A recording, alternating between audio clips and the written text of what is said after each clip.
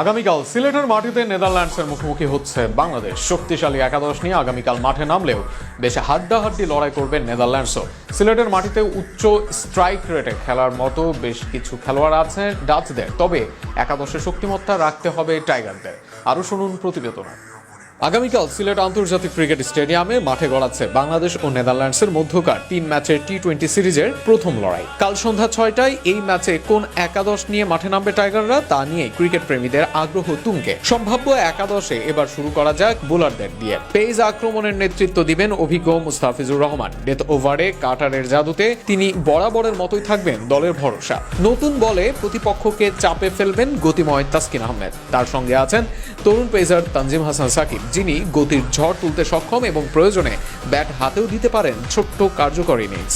Spin বিভাগে থাকবেন leg spinner Rishad Hossain. আক্রমণাত্মক মানসিকতা ও ভেরিয়েশনে তিনি দলের প্রধান স্পিন ভরসা, যদিও ফর্মে আছেন বাহাতি নাসুম আহমেদও। এবার আসা যাক অলরাউন্ডারদের দিকে। ভাইস ক্যাপ্টেন শেখ মাহেদী হাসান বল ও ব্যাট দুই বিভাগেই সমান কার্যকর ভূমিকা রাখতে সক্ষম। তার অভিজ্ঞতা মাঝের ওভারে দলের কৌশল সাজাতে বড় ভূমিকা রাখবে। আরেক তরুণ অলরাউন্ডার হিসেবে থাকতে পারেন সাইফুদ্দিন, তবে প্রথম ম্যাচে এগিয়ে আছেন তানজিমি। ব্যাটারদের তালিকায় ওপেনিংয়ে থাকবেন ইনফর্ম দুই তরুণ তানজিম হাসান তামিম ও পারভেজ হোসেন ইমন। তানজিদ ধারাবাহিক রান করে আত্মবিশ্বাসে ভরপুর, আর ইমন পাওয়ার প্লেতে লম্বা শট খেলে ঝোড়ো সূচনা এনে দিতে পারেন। একাদশের তৃতীয় স্থানে নামবেন অধিনায়ক লিটন দাস, যিনি ব্যাট হাতে দলের অন্যতম ভরসা।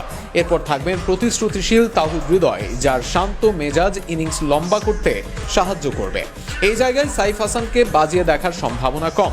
মাঝের ওভারে নামবেন শামীম হোসেন পাটোয়ারি, যিনি ফিনিশারের ভূমিকায় ঝড় তুলতে সক্ষম। তবে তার জায়গায় in form wicket keeper batter Nurul Hasan সোহানও থাকতে পারেন, যদিও বোলিং এর কারণে এগিয়ে থাকবেন শামীম।